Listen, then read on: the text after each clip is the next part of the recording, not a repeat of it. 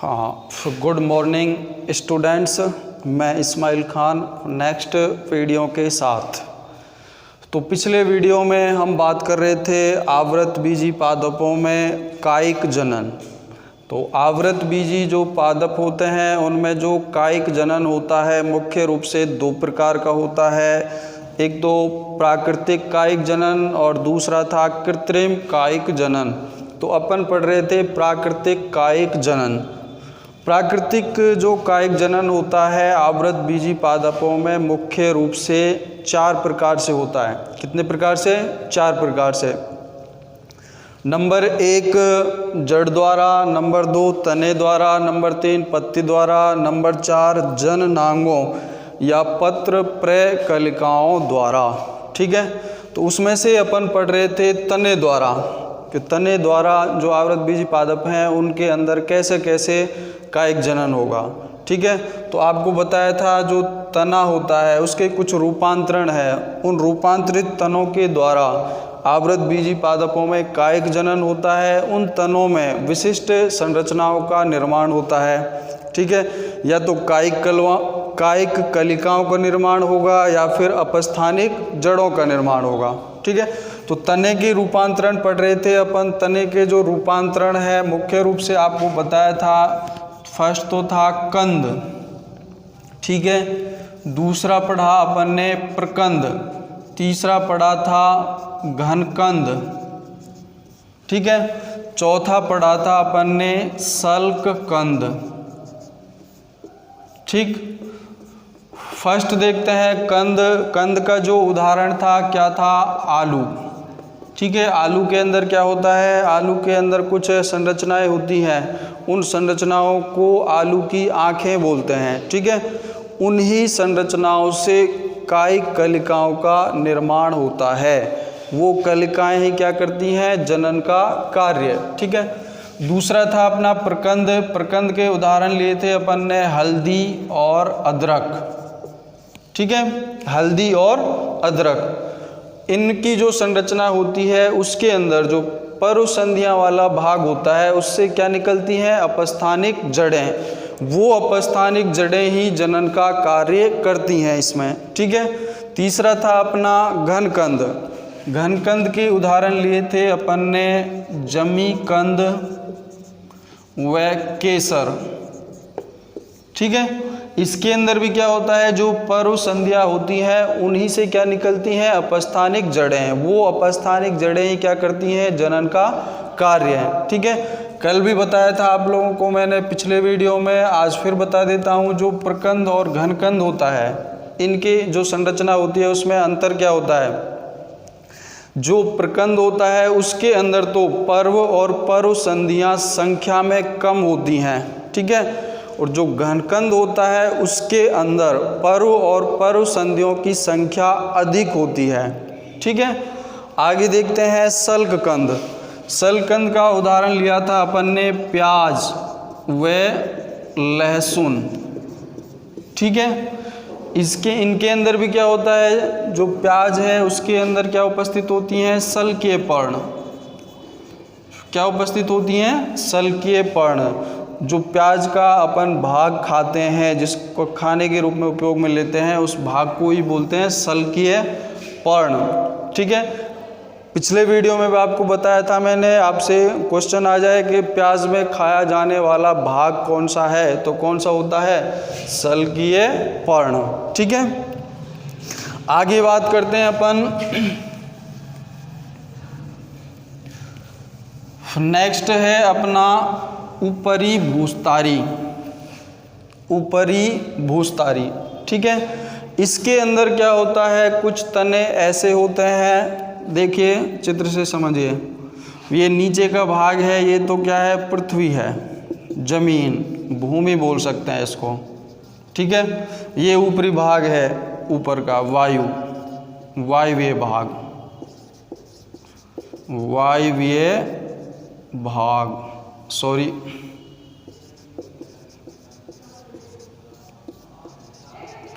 ठीक है, तो कुछ तने क्या होते हैं? उनकी संरचना इस प्रकार से होती है, ऐसे। ठीक है, आपको कल बताया था मैंने, जो तना होता है उसके अंदर पर्व और पर्व संधियाँ होती हैं। कैसे होती हैं? मान लो ये तना है कोई, ठीक है, तो इसमें इस प्रकार से संरचनाएं मिलेंगी आपको ऐसे, ठीक है। तो ये वाला जो भाग है ये, इसको तो बोलते हैं पर्व संधि। क्या बोलेंगे? पर्व संधि। और ये वाला भाग, फिर ये वाला भाग है, इसको बोलते हैं पर्व, ठीक है। जहाँ से दो पर्वें जुड़ी हुई होती हैं उसको तो बोलते हैं पर्व संधि, ठीक है। और ये वाला हिस्सा है इसको क्या बोलते हैं? पर्व, ठीक है। तो कुछ तने ऐसे होते हैं, उनका कुछ भाग तो ज़मीन से ऊपर होता है, ठीक है, और कुछ भाग ज़मीन के नीचे होता है अंदर, ठीक है। तो इनमें क्या होता है, जो पर्व संधियों वाला भाग होता है, कौन सा? पर्व संधियों वाला भाग, ध्यान रखना है आप लोगों को। तो इस पर्व संधि वाले भाग से क्या निकलती हैं? अपस्थानिक जड़ें, इस तरह से, ठीक है।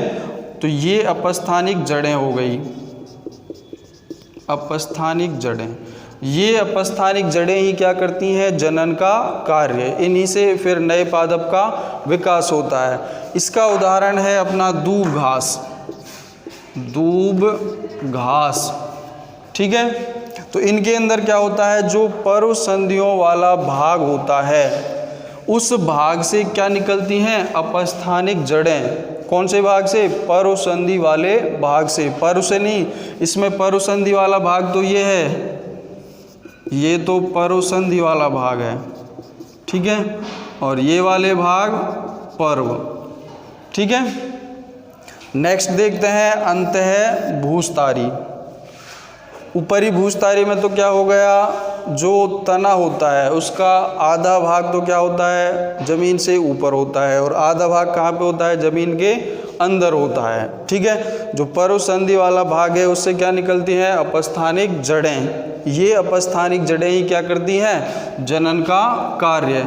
उदाहरण क्या है अपना? जैसे दूब घास, खूब देखी होगी आप लोगों ने। आगे अंतः भूस्तारी, इसके अंदर क्या होता है? उसी तरह से समझो चित्र से, ये नीचे का हिस्सा भूमि हो गई, ठीक है। इसमें जो तना का भाग होगा वो निचले हिस्से में होगा, इस तरह से, ठीक है।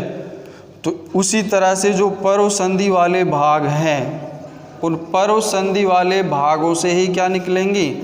अपस्थानिक जड़ें, अपस्थानिक जड़ें, ठीक है। ये अपस्थानिक जड़ें ही क्या करेंगी? जनन का कार्य, ठीक है। आगे अच्छा, इसका उदाहरण क्या है अपना? जैसे पुदीना।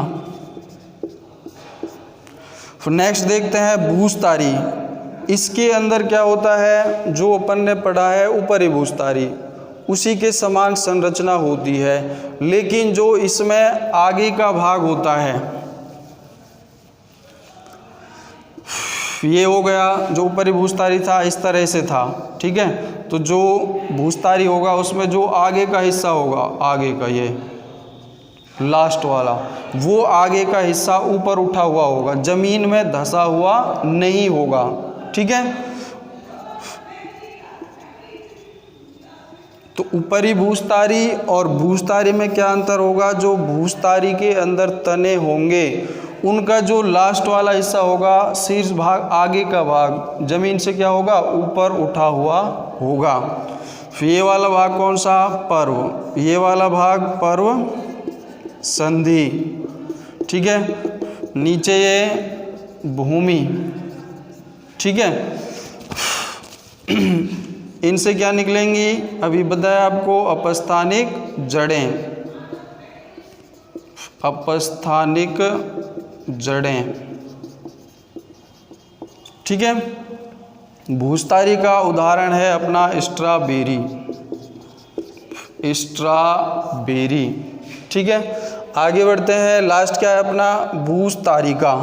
जो भूस्तारिका तने होते हैं वो जल में उपस्थित होते हैं। कहाँ उपस्थित होते हैं? जल के अंदर, जल में, ठीक है। इसका उदाहरण है अपना जैसे जलकुंभी, जल कुंभी। इसमें क्या होता है, कायिक कलिकाओं का निर्माण होता है। वो कायिक कलिकाएं क्या करती हैं, जनन का कार्य। ठीक है, जो जलकुंभी होती है वो बहुत तीव्र गति से अपना विकास करती है। ठीक है, जलकुंभी को एक अन्य नाम दिया गया है बंगाल का आतंक। बंगाल का आतंक। ठीक है, बंगाल का आतंक किस पौधे को बोलते हैं, तो क्या बताएंगे अपन, जलकुंभी को। अब आपके दिमाग में विचार आ रहा होगा कि जलकुंभी को बंगाल का आतंक क्यों बोलते हैं। सुनिए, तो सबसे पहले क्या था, जो जलकुंभी है इसको लाया गया था और इसको जो बंगाल के तालाब हैं उनमें छोड़ा गया था। ठीक है, तो इसने क्या किया, अत्यधिक तीव्र गति से अपना विकास किया और जो तालाब था उसको पूरी तरह से ऊपर से घेर लिया था। उस तालाब के अंदर जो ऑक्सीजन थी उसका इसने क्या किया, अधिक मात्रा में उपयोग। अब अधिक मात्रा में ऑक्सीजन का उपयोग करेगी तो उस जल के अंदर क्या होगा, ऑक्सीजन की कमी होगी। ऑक्सीजन की कमी होगी तो उसका प्रभाव जो जल के अंदर अन्य जीव हैं उन पर पड़ता है। ठीक है, उनको हानि पहुंचती है। तो इसीलिए जो जलकुंभी है इसको क्या बोलते हैं, बंगाल का आतंक। ठीक है, आगे बढ़ते हैं। तने द्वारा हो गए अपने, नेक्स्ट कौन सा अपना, जड़ द्वारा। जब कायिक जनन की क्रिया में पादप का कौन सा भाग काम में आएगा, जड़। ठीक है, तो उस कायिक जनन को क्या बोलेंगे, जड़ द्वारा प्राकृतिक कायिक जनन। ठीक है, कौन कौन से पादपों में होता है, जैसे नीम है, शीशम है, शिरीष है, चमेली है। ठीक है, इनमें क्या होता है, जो जड़ों वाले भाग होते हैं निचले, उनमें क्या निकलती हैं, कलिकाएं विकसित होती हैं। ठीक है, तो वो कलिकाएं ही, उन कलिकाओं के द्वारा ही क्या होता है, पादप का निर्माण किया जाता है। ठीक है, अब इसमें भी जो जड़ें हैं कुछ रूपांतरित होती हैं कंद के रूप में। ठीक है, इसीलिए इनको क्या बोलते हैं, कंदीय मूल बोलते हैं। इनके अंदर भी भोजन का क्या होता है, संग्रह होता है, जैसे तनों में होता है कुछ। ठीक है, तो इसके उदाहरण क्या है, जैसे अपना डहेलिया है, कि क्या है, डहेलिया। नेक्स्ट क्या है, एस्पेरेगस। नेक्स्ट उदाहरण क्या है, शकरकंद। ठीक है, आगे बढ़ते हैं। तीसरा अपना है पत्ती द्वारा प्राकृतिक कायिक जनन।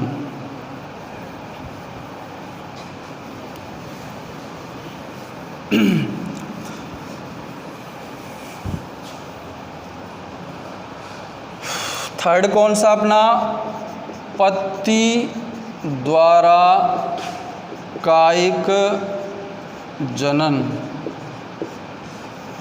पत्ती द्वारा कायिक जनन होता है, पौधे हैं एक ब्रायोफिलम। ब्रायोफिलम। ठीक है, इसको और नाम दिया गया है पत्थर चट्टा। क्या बोलते हैं, पत्थर चट्टा। इसके अंदर क्या होता है, जो इसकी पत्ती होती है इस तरह से संरचना होती है, ऐसे।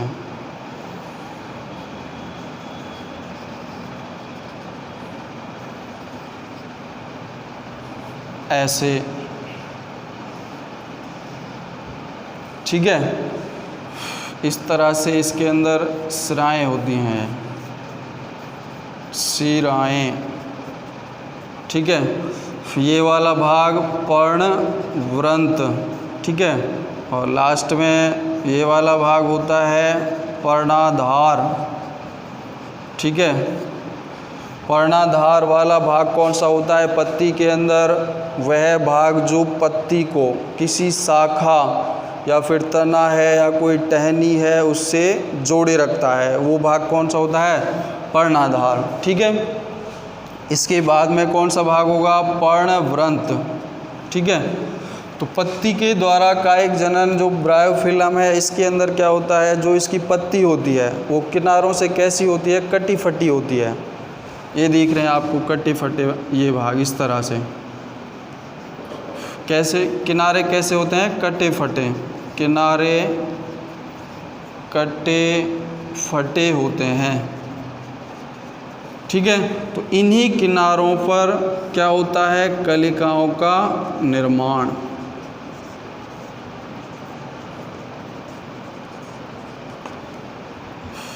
इस तरह से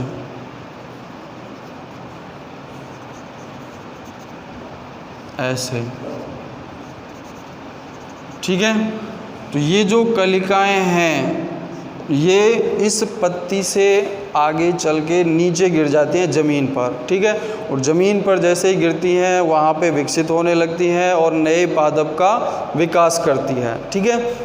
आपको क्या याद रखना है, जो ब्रायोफिलम है या फिर पत्थर चट्टा है, इसकी जो पत्ती होती है उसके जो किनारे होते हैं वो कैसे होते हैं, कटे फटे होते हैं। उन कटे फटे किनारों से क्या निकलती हैं, कायिक कलिकाएं निकलती हैं।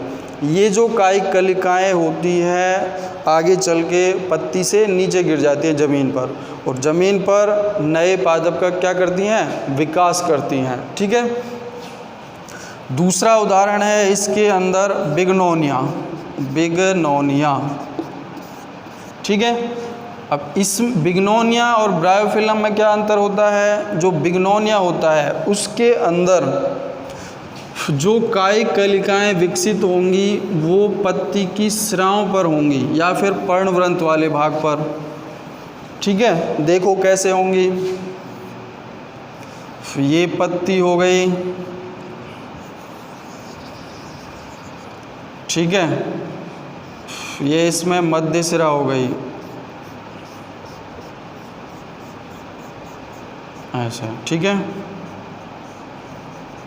ये हो गया पर्णाधार, ये हो गया पर्णवृंत, ठीक है।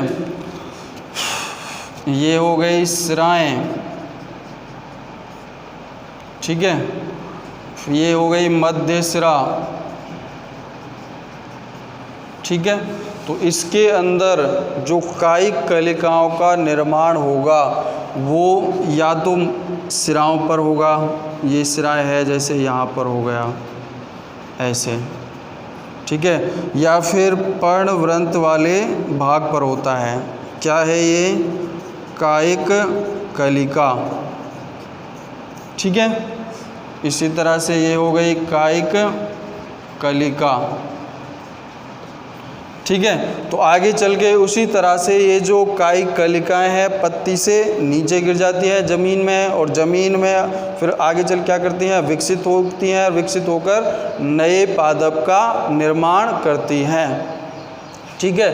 तो आपसे कोई क्वेश्चन आया आपको बिगनोनिया और ब्रायोफिलम में जो पत्ती द्वारा जनन होता है उसमें क्या अंतर होता है, तो आपको बताना है जो बिगनोनिया है उसके अंदर तो कायिक कलिकाओं का निर्माण कहाँ पे होगा, या तो सिराओं पर होगा या फिर पर्णवृंत वाले भाग पर होगा, ठीक है। और जो ब्रायोफिलम है, पत्थर चट्टा है, उसके अंदर कायिक कलिकाओं का निर्माण कहाँ होता है, पत्तियों के किनारों पर, ठीक है। आगे बढ़ते हैं, आगे जननांगों द्वारा प्राकृतिक कायिक जनन। हाँ, लास्ट अपना क्या है, जननांगों या पत्र कलिकाओं द्वारा कायिक जनन, ठीक है। कुछ पादपों में क्या होता है, जो पुष्प कलिकाएं होती हैं, कौन सी कलिकाएं, पुष्प कलिकाएं, ये कलिकाएं विशिष्ट, कैसी, विशिष्ट बहुकोशिकीय, बहुकोशिकीय संरचनाओं में परिवर्तित हो जाती हैं। ये जो विशिष्ट बहुकोशिकीय संरचनाएं होती हैं उन्हीं को ही क्या बोलते हैं, पत्र प्रकलिकाएं। ये पत्र प्रकलिकाएं जो इनका मूल पादप होता है उस मूल पादप से अलग होकर क्या करती है, नए पादप का विकास करती हैं। जैसे उदाहरण हैं रामबास है, अगेव है और रतालू है, ठीक है।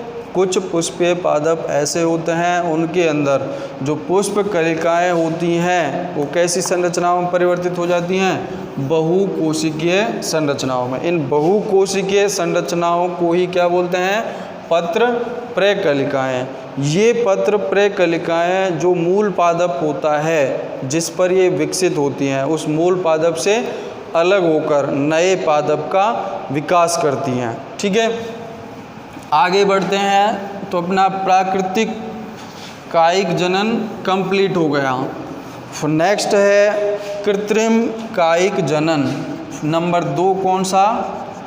कृत्रिम कायिक जनन।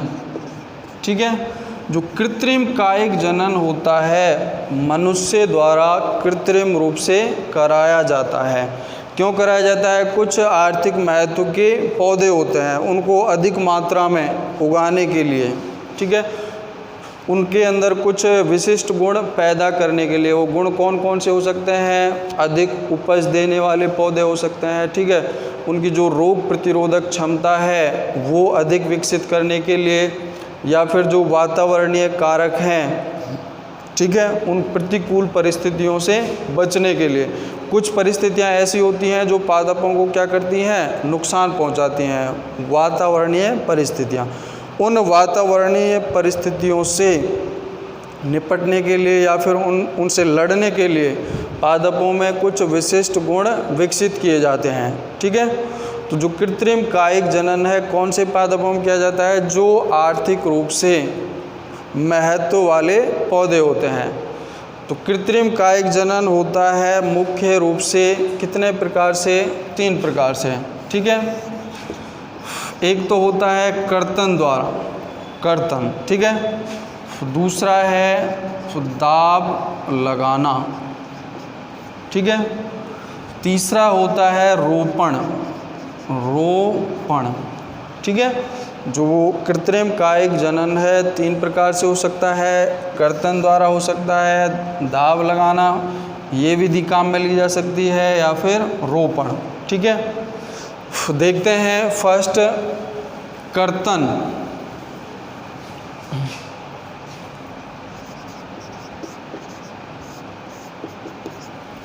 इसमें क्या किया जाता है? जो मनुष्य होता है, कोई पादप अंग है उसको क्या करता है? काटता है, उसके टुकड़े करता है, और उन टुकड़ों को क्या करता है? ज़मीन के अंदर रोप देता है।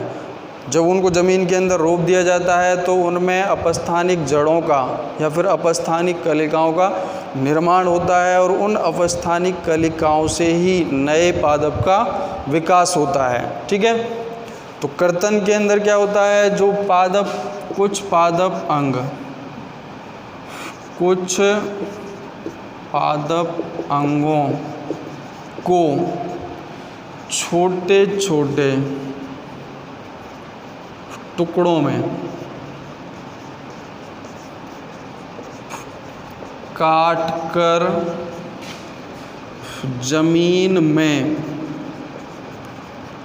रोपा जाता है। ठीक है, कितने प्रकार से हो सकता है? जो कर्तन है, कटिंग है। नंबर 1 तने द्वारा,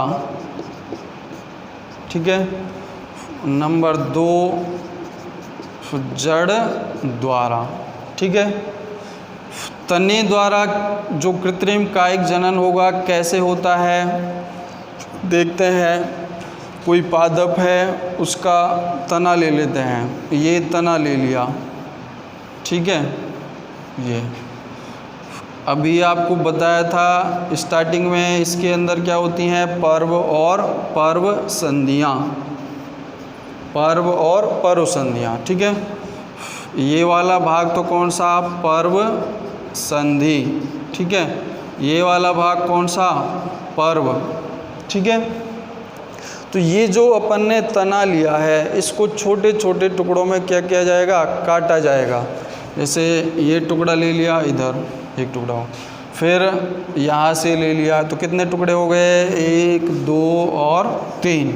ठीक है, अब जो अपन टुकड़ा लेंगे इसके अंदर, उसके अंदर एक विशेषता होनी चाहिए, उसके अंदर 2 या 2 से अधिक पर्व संधियों वाले भाग उपस्थित होने चाहिए।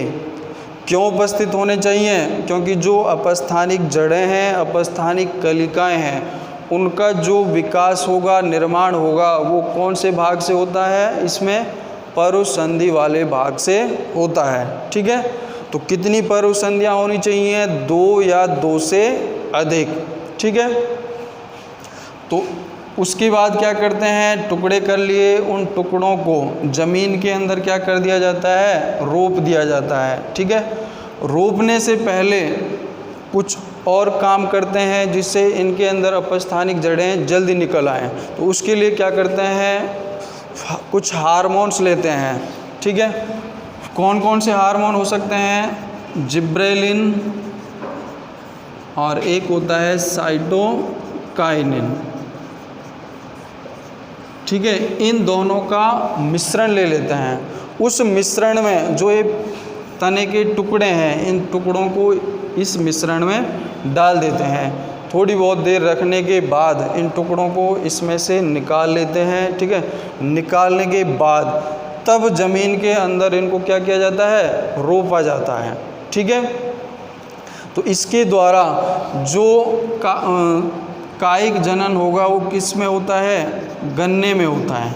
किस में होता है? गन्ने में होता है। ठीक है, फिर से बोल रहा हूँ आपको, जो तने द्वारा प्राकृतिक कृत्रिम कायिक जनन होगा, उसके अंदर जो टुकड़े होंगे, टुकड़े किए गए हैं, उनमें परुसंधि वाले भागों का उपस्थित होना अनिवार्य होता है, अन्यथा उसमें अपस्थानिक जड़ों का विकास नहीं होगा। ठीक है, आगे हम नेक्स्ट वीडियो में पढ़ेंगे। Thank you.